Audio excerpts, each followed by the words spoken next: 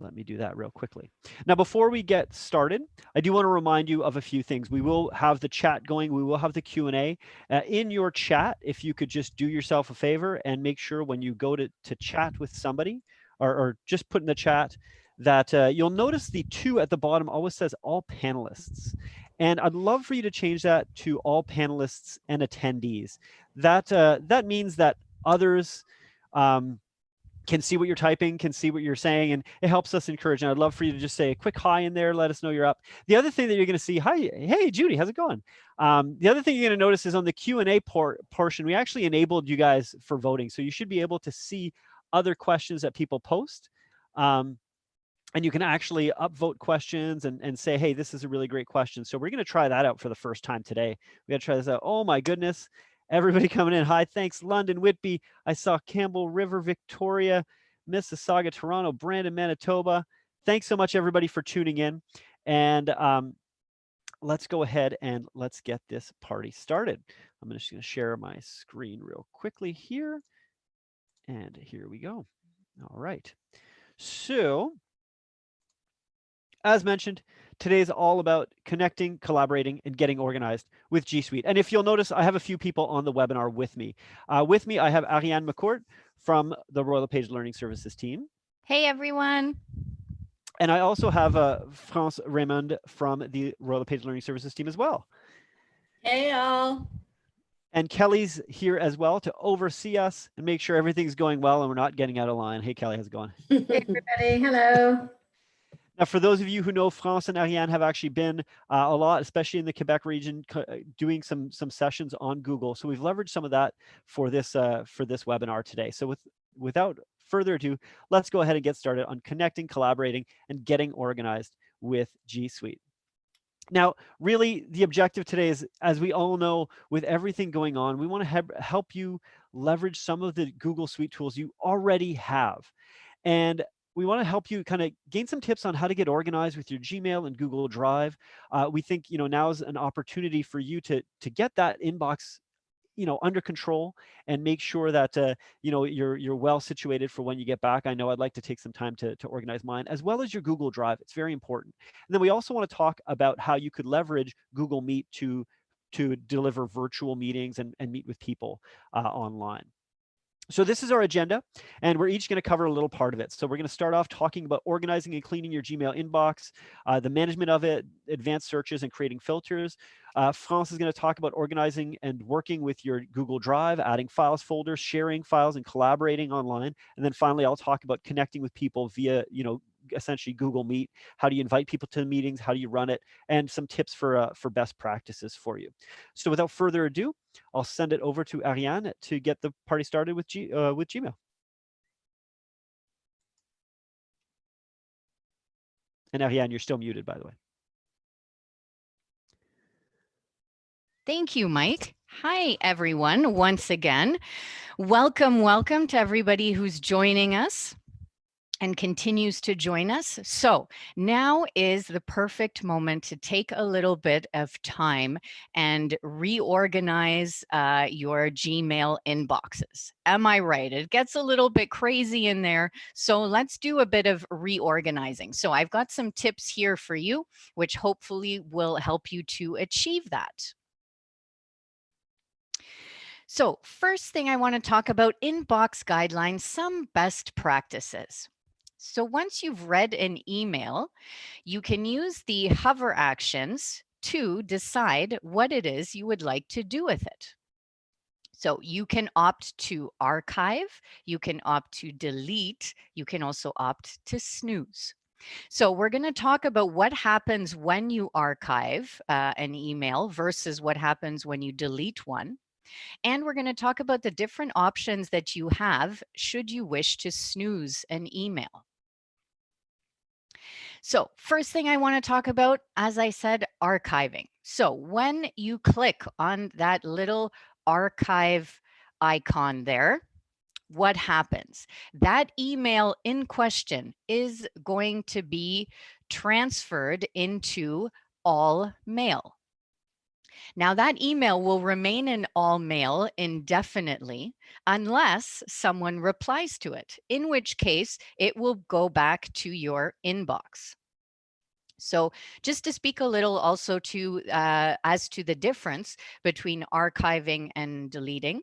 So we just went over archiving, what happens. So when you delete the email, what's going to happen is it goes into the trash, and there it will remain for 30 days unless you choose to then delete forever. So once you've deleted it the first time, you go into the trash, and at that point you have the option to delete it forever. And then, as it says in the name of the action, it is gone forever.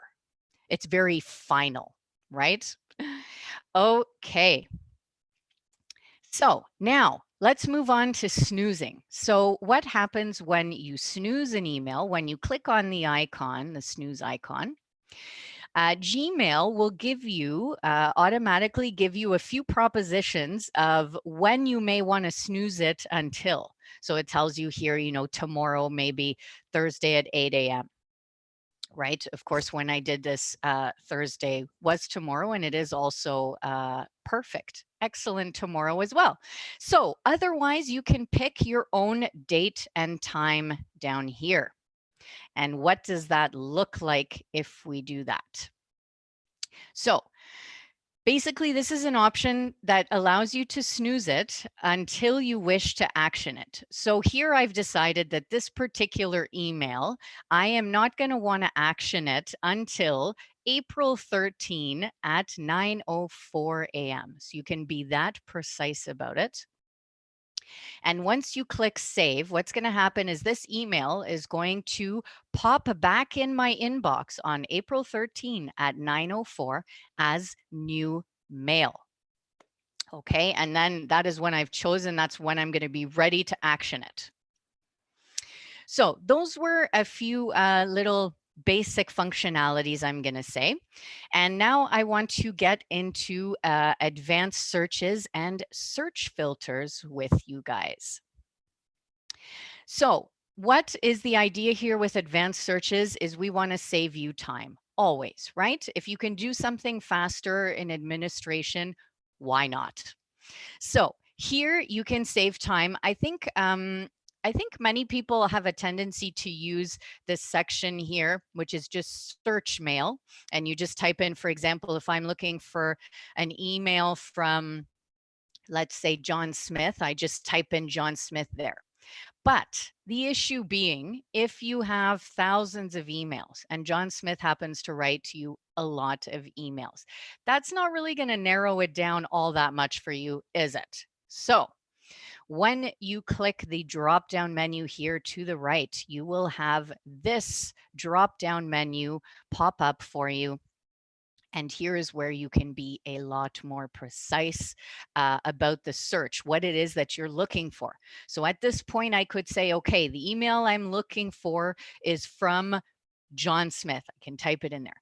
If I remember the subject, depending on how long ago it was, I can pop it in there.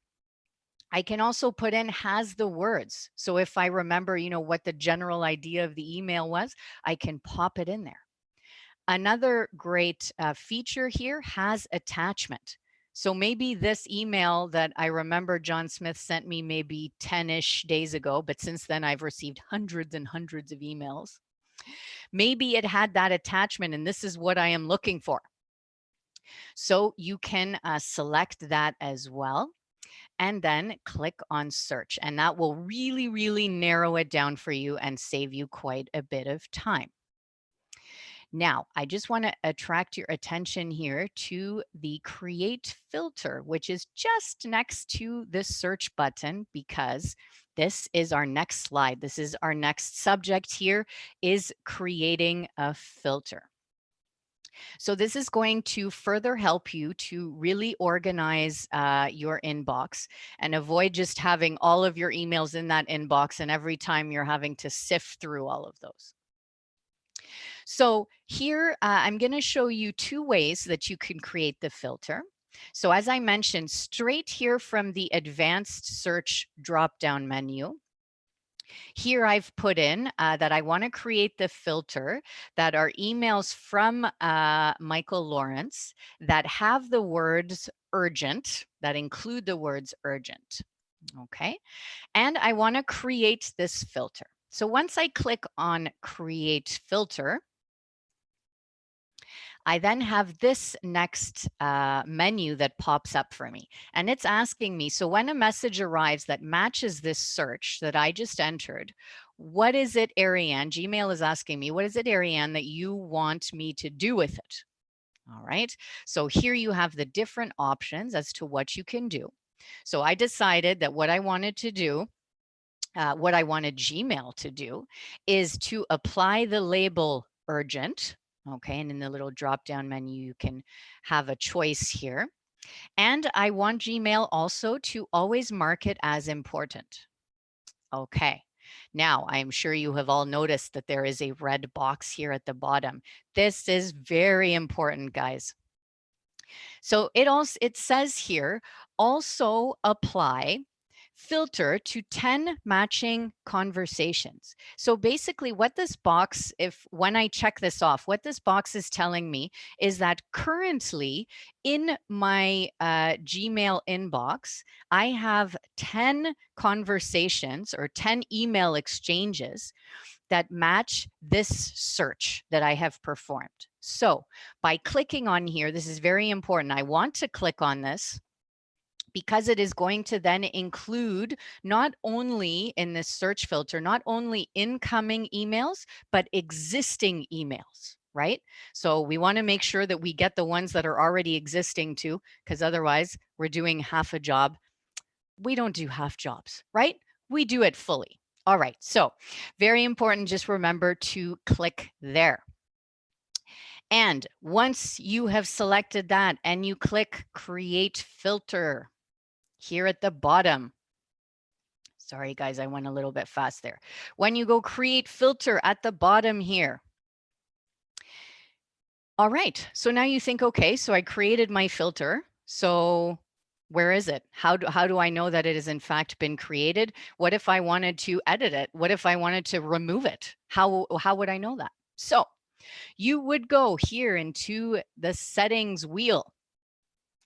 And in the menu filters and blocked addresses, you are going to see the following filters are applied to all incoming email. And there it is. This is where it lives, the filter that I just created. And you can see here on the right that I can, if I wish, edit or delete it from here. Now, for those of you who remember, I mentioned I was going to tell you 2 different ways that you could create a filter, or 2 different places that you could go within Gmail to create that filter. So for those of you with eagle eyes who have noticed, look at this, create a new filter. So this you can also do directly from your settings. In filters and blocked addresses, you can create that new filter in there. So I hope that these tips in Gmail were helpful and are going to help you to clean up that inbox, to reorganize and avoid just having everything dumped in the same place, right? And I'm going to kick it over to France for G Drive. And one of the things I'll add as France is getting her screen sharing going, but I know a few people in the chat were talking about like, hey, I do a lot of this on mobile. And one thing I want to emphasize is they're going like, I do all my stuff on mobile. Why are we talking desktop? But a lot of people have, and I've mentioned in the chat a few times, you can't create these filters and set this up on your mobile phone. Yes, you can apply labels, you can do all that, but when it comes to your mobile phone, that's where or when desktop, that's where you can create the filters, create these rules so that as you go forward, your inbox stays a lot more organized than it is right now. France, over to you. Sorry. No problem. Thanks, Ariane. That was great. So hi, everyone. I'm just saying hi with my video, but I'm going to turn it off because I'm working from home where my bandwidth might not be as good as it would be if I were at the office. So I don't want it to be choppy for you. So we're going to look at Google Drive tips now. And I'm going to show you how to access your files from anywhere on any device. That's one of the reasons why you might want to start using the Google Drive. And it's a very secure platform that we chose to use. As a Royal LePage, having a Royal LePage account gives us 30 gigabytes of storage space. Some of you might think, well, that doesn't sound so great. But actually, once you factor in the fact that all your Google files take up 0 space, it's pretty good, because all the programs like Slides, Docs, Google Sheets, Google Forms, and Sites, all those files take up 0 space. And there's also a way to get all of your photos into Google Photos using 0 space. So I'll talk a little bit about that.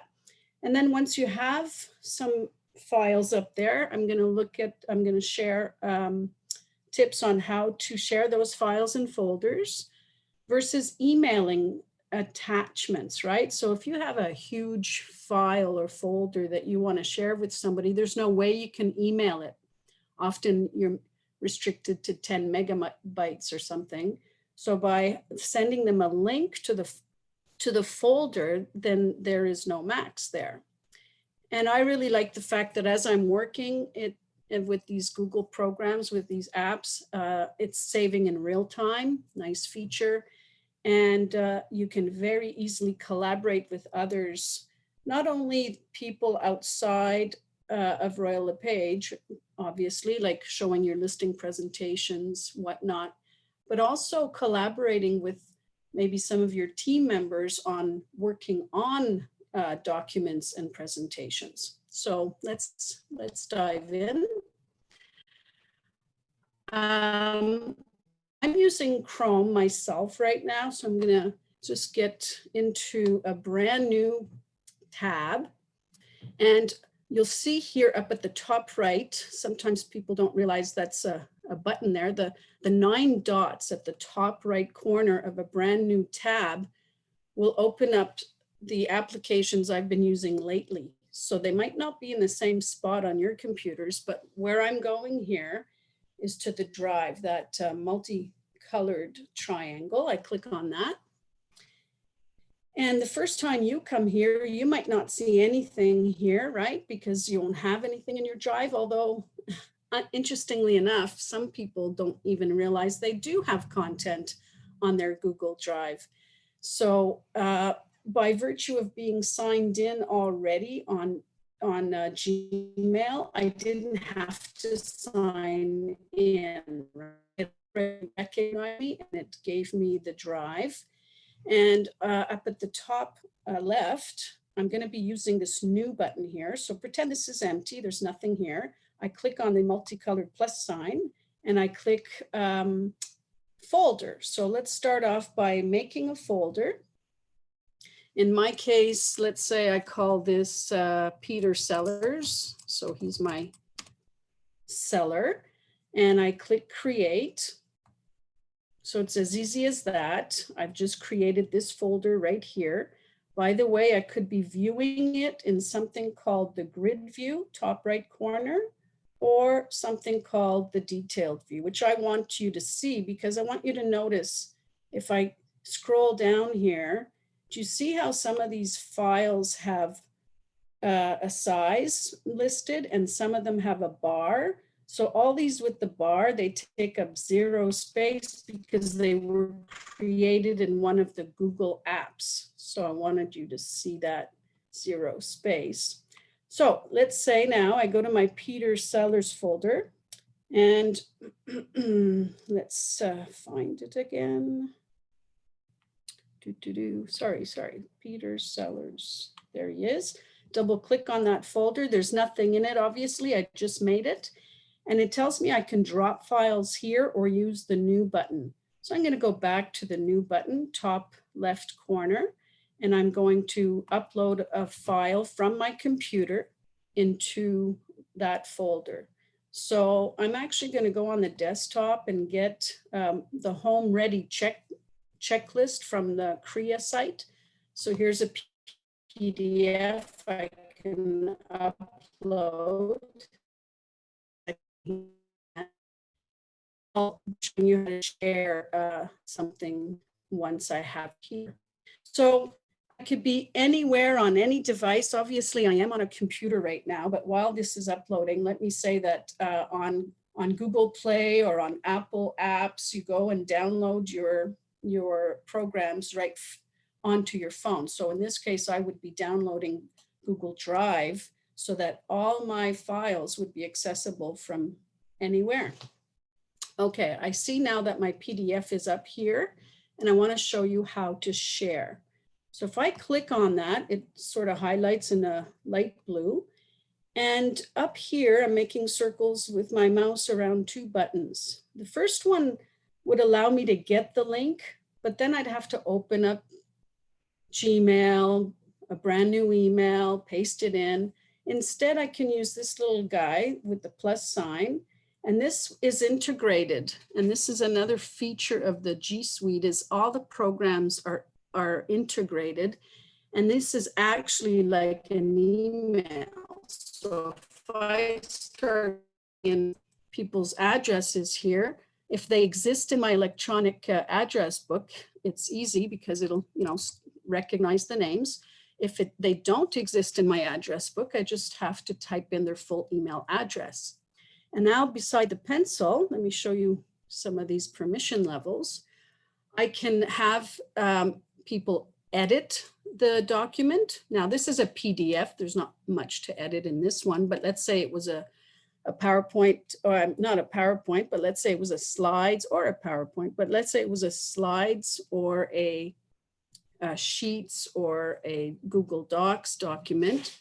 Somebody on my team could also edit it, and you'll see a whole history of who's done what on that one document, which is very good collaborative tool. I can also add or tell Google Drive to allow people to add comments, so they can be a little bubble that would show up beside a paragraph with some of their comments and suggestions. Or maybe I just give them the permission to view, read only. And of course, here I can make a note, hey, can you have a look at this, etc. And at the bottom, there are advanced features. So I'm going to take you in here because there's a couple of nice features here. Number one is who has access to this. So if I go into the change menu, you'll notice that it could be only the specific people I sent this file to, and there are a bunch of options, right? Only Royal LePage, only for everyone on the web. So there are all these options. And also, if I do share it with these folks, I'm going to send that quickly. Do you notice when I bring my mouse beside Ariane's name here, suddenly a little clock appears? This would allow me to give this Ariane access to the file for a certain amount of days. I can choose a custom date, or I can say, you know what, after 7 days, I want the link to expire, so she will no longer have access to that. I can even specify whether she can download the file or not, disable options here. So really a lot of options that you have in your Google Suite G Drive. So what else was I going to say? That's about it. So if you have questions, I think the questions were probably already going in the chat. Somebody else is dealing with the chat. So there's been a lot of questions in the chat and a lot of questions. And I think a few questions that we're going to save to the end as well. Okay. So with that said, I'm going to kick it over and I'm going to talk about Google Meet, which is one of the really most useful tools you have right now in your arsenal for everything going on. As you know, I mean, my team, I will agree to the irony of speaking of Google Meet in a presentation that we're using Zoom. I understand that. That's, but I am doing another thing tomorrow where I'm using Google Meet. My team, generally, we actually use Google Meet for all of our meetings together. Yes, I know, Brent, the irony. Oh, the irony. So I want to address one question that we've gotten, and that is around G Suite and Google and Gmail and what's what. So just to be clear on one thing, Gmail is the free version of Google, right? So you could consider a Gmail account. You get Gmail, you get Drive, you get a lot of tools. Not quite the same level as G Suite, but one of the questions that we often get is around, well, I thought Google was using my data for advertising. And that's a really important thing to note. The free Gmail accounts, indeed, they are using that to find out where you are and what you're doing and all of that stuff. The paid version of G Suite, what we are paying for, what your at Royal LePage account is a G Suite business license. So that means we are paying for privacy. We are also paying for dedicated uptime and all those things. When it comes to free, they're like, hey, if Gmail goes down, it goes down. And I mean, obviously they try not to, but that's a really important thing to keep in mind. And that's, your Royal LePage account is a G Suite account. Now, Google Meet is actually a G Suite specific tool. So right now, anybody on a Gmail account cannot access Google Meet. It's only part of G Suite. And let's talk about the first question I see already, which is what the heck is the difference between Google Meet and Hangouts? So what does that mean? Well, a few years ago, Google only had Hangouts. And 2 years ago, Google kind of announced that, they're going to be moving away from Hangouts and replacing that with two tools called Hangouts Chat and Hangouts Meet, which are going to replace the classic Hangouts. In fact, as of March 1st, Google has announced that Google Meet is going to be the video conferencing tool for G Suite users. So before, I could pick whether I wanted to do a Hangout or if I wanted to do Google Meet. Now, if you're on G Suite, it's only Google Meet. Then the other thing actually I was just reading today is they haven't actually officially made that transition from Hangouts Meet to Google Meet, but people have started noticing it in the documentation that they're moving away from the term Hangouts. So essentially their goal is in June 2020, and I don't know if this has slipped a little bit because of everything going on. I know some of their other things have slipped. But because of COVID, this might move back a little bit, but they're actually going to stop Hangouts completely for G Suite. And that's why it's really important, again, for you guys to understand that with Royal LePage, you have a G Suite account. Your at royallepage.ca account is your G Suite account. Your RLP network account is a G Suite. It's the same login. If you have any questions around that, you can contact customer care. So I see also some questions about, the question around, well, if I'm paying for Google, you are paying for G Suite, your license is a little bit lower than our license. And I'll ask for somebody to just type in the chat the phone number for customer care as well. Now, the other side is with Hangouts, there's a lot of ongoing uncertainty. A year ago, people were saying it's done, they're shutting it down, they're moving to different chats. I mean, I know some of you maybe have tried Google Duo, there's a whole bunch of stuff.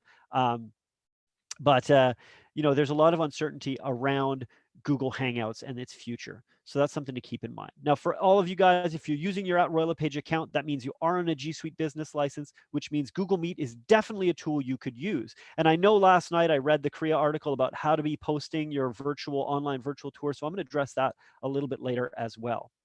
Now, getting to Google Meet is very simple, okay? You literally go to a browser, you go to meet.google.com, and it'll bring you into Google Meet. Now, some people don't like to type. So in that respect, at the very top right of almost every single Google account, you'll notice these 9 squares. We sometimes call those the tic-tac-toe. Personally, one person in one of my sessions said, let's call it Hollywood Squares. I love that name. I've never seen a great name for it, but Hollywood Squares is great. So you click on the Hollywood Squares and you're going to see Google Meet. You should see it in your list of options to choose from.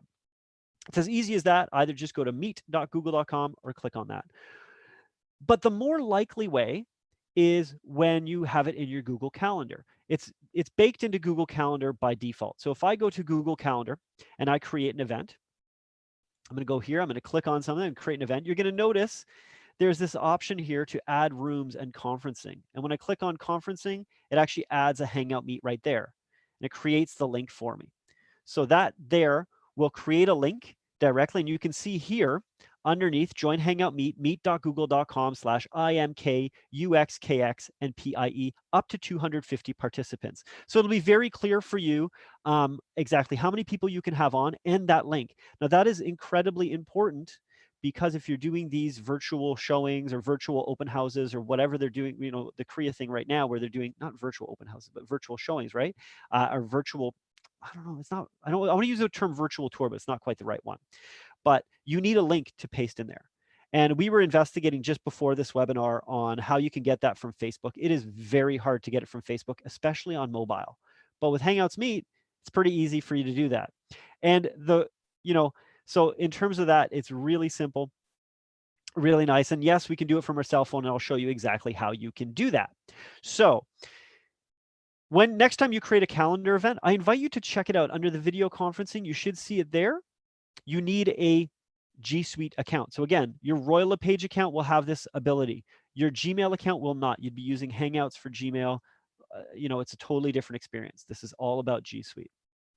Now, one thing I want to highlight before we move on is the attachment, the paperclip, la trombone, right? So the paperclip there. And one thing that's interesting with Hangouts Meet is that any file you attach to your calendar invite will actually be available to you in the Hangout Meet as well. So if people want to access that or you want to reference something, you can actually pull that up. Now that's a great example of, for instance, if you're doing one of these virtual showings, you might attach a feature sheet or an MLS sheet so that people can access that. So you would attach it here, you would create the calendar invite, let's say, virtual tour, again, I don't like the term virtual tour, virtual showing Friday, 2 o'clock. And then you attach the files here so that way anybody who comes in can access it. Now, I know this is what you're asking. Virtual open houses and virtual tours. Thank you. Well, hold on, Mike. This is all great, but doesn't the other person need a Gmail account or a Google account to log in? Well, no, in fact, if somebody tries to log in and they're not registered on it or they don't have a Google account, this is what it'll ask them. It'll just say, what's your name? And then you'll see it says ask to join. So what'll happen for you is if you are on that, let's say that virtual open house, right? Then you will get a notification saying Mike Vrobel wants to join, let them in. And you can choose to let them in if you want. So that's a really good thing to know. And that, I think, is a real differentiator. I'm going to talk about a few other tools that are available, but always the idea of saying, I need somebody who doesn't have an account to be able to log into this. The other question is, well, hey, Mike, question. As you guys have already pointed out, we do a lot of work via mobile. What if somebody wants to join via mobile and they don't have the app or something? Well, good news. Again, that link will actually bring them to where they need to go to download the app. It's, interestingly, very small app on Android. It's about 10 megabytes on Android. It's 70 megabytes on iOS. I don't know why it's so much bigger, but it is. So if somebody wants to join via mobile and they don't have the app, boom, no problem. They'll get that app. So the question I see right now is about how do I invite them? Well, there's a few ways. Again, if it's something in advance, you can set up that calendar invite, right? I'll bring it back here. But you can set up, you can actually physically invite them to the calendar if you know you're meeting with them, right? But the other thing is this link down here, meet.google.com/IMKU. This is a specific link for this calendar invite. So, so in that respect, I would take that link and I could copy that. And when you actually save this in your calendar, you can more easily copy that link. So let's keep on going. All right, Mike. Sounds kind of cool, what do I do in my first meet? And this raises the other question about Safari. So Google has stopped supporting this on Safari and Internet Explorer. They don't consider those to be modern browsers. You Safari users, I know you'll cringe. I apologize, but they really don't. So Chrome, Firefox, Edge. I'm using Chrome here as in general, that's what I use for my Google apps, right? So what you're going to notice is firstly, it'll ask you to use that mic and camera. If it doesn't, you might have to click on the little lock at the very top and allow it to do that. Otherwise, it's going to be very hard to conduct a meeting. Okay, so if you're doing this on desktop, and I'll show mobile in a second, but if you're doing this on desktop, that's usually the first step. Then what you're going to see is a screen like this, and it'll show you kind of the summary of everything. So it'll show you your screen, it shows you what you look like, it shows you your microphone, you can turn it on or off, or your video on and off. And what it'll show you then is it'll show you who else is in this call. So in fact, right now you can see I am having a call with myself, okay? Now, if there were other people, when I meet with my team, I often see Ariane is always there before me. She always gets there before me. I don't know why. So I always see Ariane is in the call. So I'm like, okay, I know when I'm going in, that somebody else is there. The next thing you're going to see is join and use a phone for audio. So in certain cases, you might say, hey, you know what? I'd rather use my phone for the audio part of it. I don't have a great headset. I can plug into my phone, or I can, you know, and I can use that. So you can use that for your audio if you want. And then finally, the join now button. So really, join now will kick this thing off and launch it for you. Now, when you're in your first meet, the first thing I want you to look at is the bottom right, and you're going to see it over here. So the bottom right, there's a little menu item and those 3 dots. I think a few of you have asked in the chat a couple times about how do I do certain things, or where do I download emails? The 3 dots in Google are some of the most powerful pieces. Whenever you see those 3 little dots, I always recommend click on it, and that way you can you get more options. So for instance, how to get read replies in Gmail, it's all in the 3 dots. How do you download emails? It's all in the 3 dots. There's a lot of great stuff in the 3 dots. But bottom right in your first Hangout Meet, if you're doing this on desktop, the reason you look at this first is you're going to notice, firstly, change layout. So if you want to change the layout of that meet and see a grid of people, whatever, we're all playing with those these days. The next is the settings and use phone for audio. So you should just confirm for yourself that your audio is working well. You should, I always recommend every time I get on a meet, I actually check my settings, and I actually physically put, if it's my headset, I put it on my USB headset. If it's a plug-in headset, I put it on that. I physically pick which one, and then I test them to make sure they work well. One of my pet peeves is the question around, oh, can everybody hear me? I don't know why, it just is. So I always make sure that I can be heard when I get on. The other thing you're going to notice up here is record meeting. As a response to the coronavirus and everything going on, Google has actually said for Google Meet, they're going to turn on record meeting for everybody. What this would do is actually record your meeting and save it directly to your Google Drive account, so that way you can access it later, which is really cool and really nice. The other thing I want you to highlight is down at the bottom right is turn on captions. This would turn on captions for you. So keep that in mind, not the people listening, but for you. Now, my mother is hard of hearing. So the idea of having live captions on a meeting like this, where it'll take what I'm saying and actually caption that out, I really like that, because I know my mother has a very tough time, especially when it comes to these kind of things. So next on the top right is where you'll see who's in that meeting. So you'll see people, and you'll see the chat up there. So you start by looking at the bottom right. That essentially is you're checking that everything I got is up and running. Everything is good to go. Now, a few people are saying that they're not seeing the exact same thing. I want to be very clear that this has to be your G Suite, a Royal LePage account, a paid Google version. Otherwise, you should not have access to Meet. If you're seeing different options, let me know. You can send us a quick email and we'll see. So on the very top right, you're going to see people. Now, this is the second thing you look at. Bottom right first, top right next.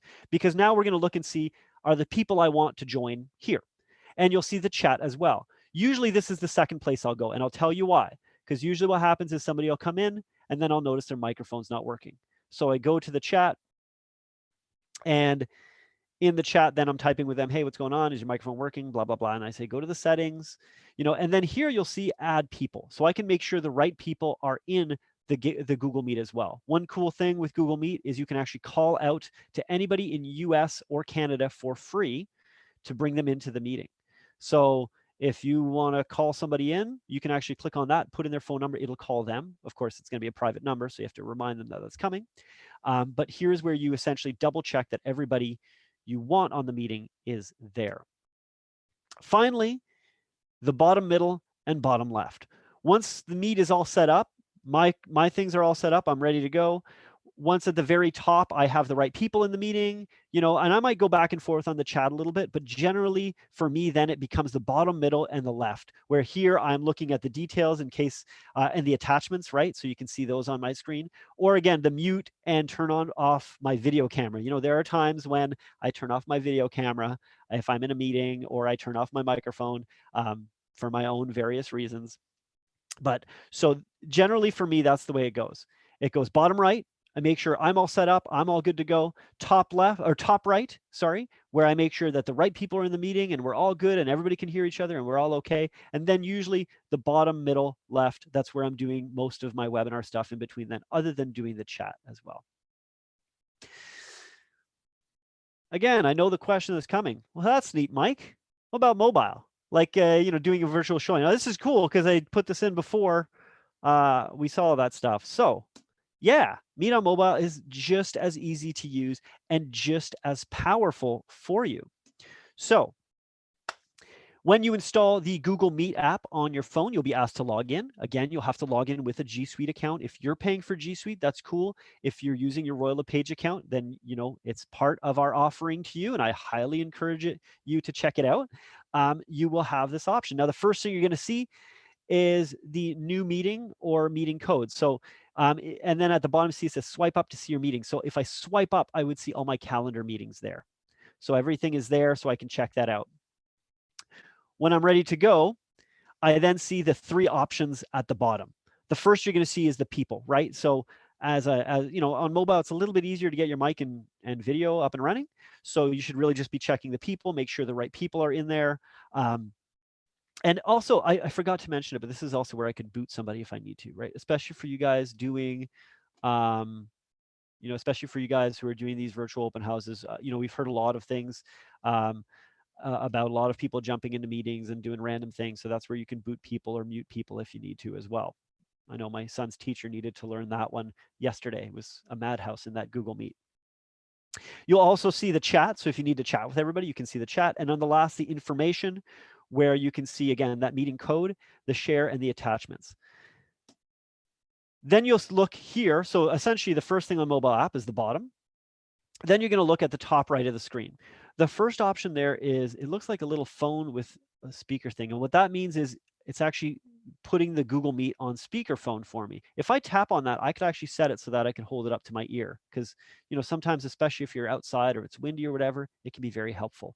I'll also highlight closed captioning here as well. So regardless of whether or not who you're meeting with is on mobile, on desktop, they can turn on their closed captioning, so that way they can see what you're saying, which is really nice. And that 3-dot menu, right? That 3-dot menu. Don't forget that 3-dot menu, because you're going to notice two really important options underneath here. Number one is switch cameras. If you're doing something like a virtual open house or a virtual showing, then you can easily switch cameras and go show them. Oh, here's the kitchen, here's the bathroom, here's the, I don't know why this house is so small. It's like kitchen's there, bathroom's there, there's the bedroom. It's very small, 200 square feet max. And then the last thing is present screen. That's one of the really nice things with this also is, even with Google Meet, you can actually present your cell phone screen. And I'm using Android, so it's very easy for me. You can do this on iOS. It's a few extra steps. I actually put the instructions for iPhone users in the follow-up email for you, so you'll have that. So what that means is, if I was doing a presentation or something, I could actually bring this up. I could actually bring up my phone screen, bring up a presentation, do this all remotely, all from my phone. Now, if you're going to do these, a few best practices for you. Sorry, one question people have: what is the correct name of the Google Meet app we need to download on iPhone? I'm only seeing Hangouts Meet. So you're not looking for meeting, you're literally looking on my phone. I do a search for Google Meet. Or you can do a search for Meet, or just do a Google search for Google Meet. Maybe I'll place the links to the ad or to the specific apps in the follow-up email. So some best practices for you. Okay, number one, be in a place with good lighting and frame yourself. I'll go to Ariane on this. When Ariane interviewed with us a while ago, she was one of the few people who, when we got going, she was perfectly framed. She was set up nicely. Her lighting was great. Everything was, you could tell she had put a lot of thought in it. And it's really important in that respect. Follow Ariane's lead. Next, be earlier than your guests. So be there before your guests start showing up, because if somebody shows up and you're not there, they're likely to leave. They're going to leave because they're going to be like, what's going on? So again, Ariane, be early like Ariane. Use a mic and headset for clear audio. I can't emphasize this enough. I mean, it's wide open. Your microphone on your computer is wide open. Don't be on speakerphone with it. Get yourself a headset. It's not that hard. Your phone came with one, unless you have an iPhone, in which case it didn't, but it kind of did, whatever. But so keep that in mind. Number three is, or number four, make eye contact. So usually when I do a presentation, if I'm not on, I actually do a presentation to this screen. And I really purposely didn't do that today because eye contact builds trust, especially when it comes to online. So, look at the webcam, try to look at it as much as possible, try to connect with people. Because if you're doing this and you're talking the whole time, you're gonna be like, man, right? Lastly, bring your arms in tight and try to keep really stable, okay? I'll show you this nice little graphic that I found, okay? Most likely you're gonna be doing the T-Rex, okay? You wanna hold it nice and tight. If you're gonna be showing things like a house or whatever, find a way to keep it stable. If you're doing this and just holding out in front of you, then it's gonna be all wobbly, okay? So here are 4 different methods you can stabilize a camera without using a tripod. Lastly, let's talk a little bit about Meet versus other platforms. So here I have a table of just the different capacities of different tools. The first thing I want to highlight is I put in Facebook Messenger, I put in WhatsApp, I could have put in FaceTime, I could have put in Discord. There are boatloads of opportunities for you to create these virtual meeting spaces. But what I want to highlight to you is whatever tool you use, you need to ensure that somebody without an account can access it. Okay, so that's why Google Meet works, because again, if I literally logged in try to log into your Google Meet without anything, it just says what's your name and I can log in. Facebook Messenger, WhatsApp, these are all great meeting platforms, but you need an account of Facebook to do it. You need a WhatsApp account. If I want to use FaceTime on my iPhone, that's cool. Guess what? You need a Mac device, and I don't have one, so all right, cool, I guess I'm not joining your FaceTime, right? So that's a big part of it. The other thing that we found out is with Facebook, doing Facebook Live is really cool. It's really nice. You can very easily schedule a Facebook Live in advance for these virtual open houses, except, oh, hold on, you can't run it via mobile. So I was trying to find any way. There is no way you can schedule a Facebook Live and run it from your phone live to get that link to share it. So that means if you want to do Facebook Live for your virtual open houses and stuff and broadcast that on realtor.ca, well, guess what? That link ain't really going to work. It's not really possible unless you want to sit at a desktop, which I don't think is the best way to create that Facebook Live. So we get into tools like Meet and Zoom and Skype. Okay, there's a lot of other ones. GoToMeeting, Citrix, WebEx, there's a lot of other tools, but I kind of picked some of the most popular. And what we're seeing right now is Zoom is kind of very, very popular right now, right? So I'm going to highlight some of the features between them. Right now, the capacity is really great. Recording, you can do it on all 3. Account required, no. So check, check, check. The time limit on Meet and Skype is none. Zoom is none right now. They've turned that off during this crisis, but I would expect that afterwards they'll go back on. Call in attendees. So on Google Meet, people can actually call in to the meeting as well, or you actually have a call in number. On Zoom and Skype, you can do those things. Sorry, that's okay, but you can't actually call out to people without a cost. So that's something to keep in mind. So with Meet, I can actually literally call so I'll say we've had a few issues where somebody's audio wasn't great or their connection wasn't great, and they'll just call you into the meeting, right? No need to have you. It's fine. Let's not worry about that. It's been a real time saver for us in certain cases. So one of the big questions that we get between the two, or that we're going to see, is if any of you follow the tech news, you've seen Zoom has had a lot of bad press lately.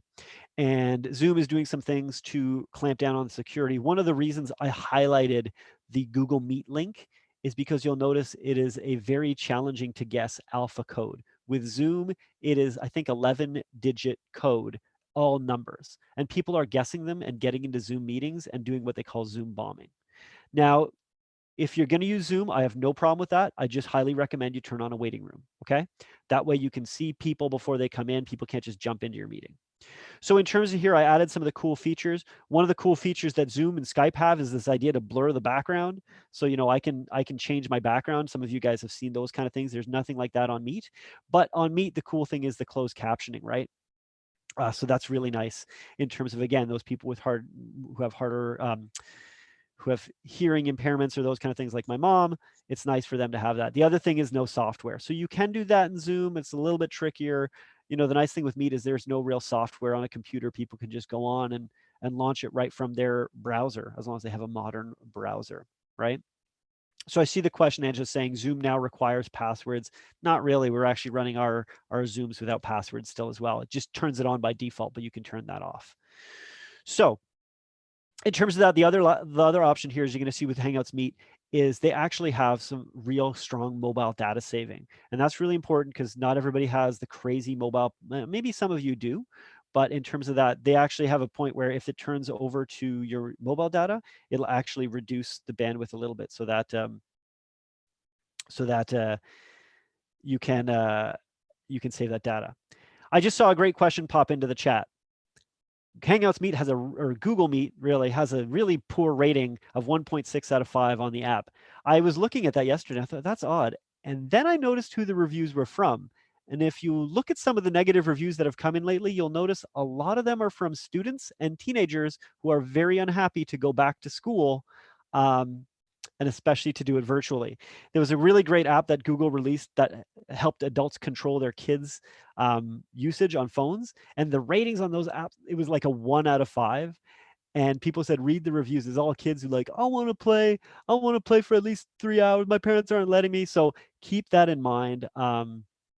That when you're seeing those reviews, I had to look at some of them too, because I thought, oh my. And I don't have an iPhone. Usually if I was at the office, you could, I'd borrow somebody's iPhone and go test the thing out. But, I work with people with iPhones and we've not had a real big problem. So we're going to get to, I see a lot of questions in there, so I want to get to them as well. What was our objective? Again, we wanted to show you some of the G Suite tools you already have, to help you organize your Gmail, organize your Google Drive, and learn to connect with others. As pointed out, doing things like organizing your Google Drive, I get it. A lot of people, hey, I'm on mobile all the time. If you can take a few minutes now while you're home a little bit more and organize your Google Drive, set up filters, do things so that way stuff happens automatically. For instance, for me, I take all my newsletters, I dump them all into a thing called newsletters. And that way, every once in a while I go in, I look at them, and then I just go select all and wipe it all. Our agenda, right? Going through, again, starting off with Gmail, moving on to organizing Google Drive, and then connecting people with G Suite. Now, let's get into some of the questions. Oh, actually, before that, I want to remind people there's another webinar tomorrow, the do's and don'ts of marketing during a pandemic. That's featuring Andrew Fogliato from Just Sell Homes, who does social media marketing. That webinar is full. However, we will be broadcasting live over YouTube as well. So keep that in mind. So somebody says, I'm rocking the leprechaun look. Sweet. Let's get to some of the questions. So, all right, I'll start off with one of the ones here, just talking about what can you say about Google Duo. So Google Duo is Google's consumer. Actually, again, the expectation is that Google Duo will move over from Hangouts video to Google Duo if you're using Google Duo. Keep in mind, the limits on Google Duo are significantly more than Google Duo is intended to be a chat between people. I think you can have, 15 people now, perhaps. I think maybe 12 or 15. You can't be doing stuff and scheduling in advance. It's really about, it's Google Duo is Google's response to FaceTime, essentially. So it's not about creating stuff in advance. It's not something you use really. So if you're working with somebody, it might be using, but again, the reason I didn't really mention it is because you need an account. And the second I go, hey, Ariane, you need to create a Google Duo account. I tried it with my sister and she was like, yeah, you can do that. So let's go through some of these questions. One of the top questions I see here, and I favorite it, is where is the save email button so you can save an email to your computer drive? And I see a lot of questions. We're going to try to get to as many as we can. Ariane, did you want me to answer that, or you want to answer that one? I don't want to take over. Sure, go ahead, Mike. I'm going to add, because I have a bunch of questions here that I saw go by that I also want to address. So yeah, sure, go ahead. Cool. Let me bring this up. Now, I believe I'm sharing just this tab. So let me change my sharing settings here real quickly. Sorry about that. Share screen. I'm just going to share the whole screen here for us. And this is pretty risky, but I'm going to go into my Gmail. This is not something I recommend. It helps.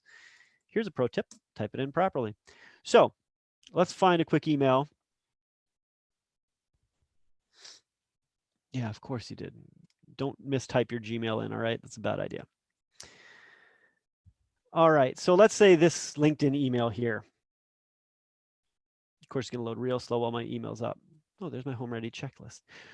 On the top right, you're going to notice there's two 3-dot menus. I'm going to highlight the one up top here, and I'm going to highlight the one to the right of the email. Okay, so the 3-dot menus here, like I said, are very important. You can click on those. Notice I can create event, filter messages like these. But when I go to the actual email itself, you're going to notice this 3-dot menu here. Click on that and you have an option to download message. And you can actually download messages like you used to do when you were in Outlook and you like to download messages and put them all in. I know that's a really nice feature that people really wanted. So that 3-dot menu, again, I always recommend click on it. A few people ask about how do I send read receipts? Again, 3-dot menu, click the 3-dot menu. You'll see request read receipt there. Okay. The next question we have is good to explain about creating labels for emails such as COVID-19 or custom clause emails. So Ariane, would you be willing to show us how you create a label? Yeah, sure. Sorry, I'm just reading a comment about the light in the chat here about the light being, yes, I know I have, because I have so many windows in my place here. So I'm trying to kind of be in just an angle where you can sort of see me properly. As Mike said, I did a much better job when I did my interview. So you'll have to excuse me. The 3-month probationary period is clearly gone on her webinar. Nice, videoing. nice, Mike. Yeah, as you were saying that, I'm like, oh man, and today it's not so good today, my lighting and stuff. All right. Yes, no, that's totally okay, Robert. Fair enough. I know is sometimes I move and then I get really, I don't worry about it. I am not at all offended. I don't think you're picking on me. Okay. So I'm just going to share my screen. Yeah, sure, go for it. Sorry. Yeah? Yep. Okay. All right. So here, excuse me, guys, give me a second here. All right.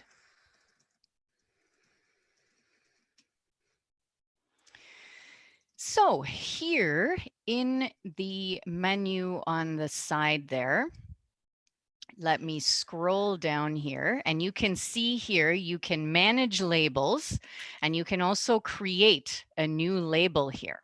All right. So let's say, for example, just give me 1 second here, guys. Okay. All right. I'm going to come back down here. As I said, create a new label. So what I can do here, let's say I want to call this urgent. Okay. And if I want, I can also nest that label under another section should I want. So what I can do is just create this label. The question being, how do you just create that label? So urgent, I'm going to say create. And then here you can see I have created this label now that comes up as urgent. Okay, and Mike was mentioning the power of the 3-dot menu, right? So here you can go and personalize it a little bit further. You can give the label a color. Let's go with the red because urgent begs that it is super important. Let's make it red. And then here also, should I want, I can edit the label. I can remove it. Also, I can even add a sub-label if I want under there. Okay. All right, and currently, yes, I don't have any conversations in this label right now, so it is empty.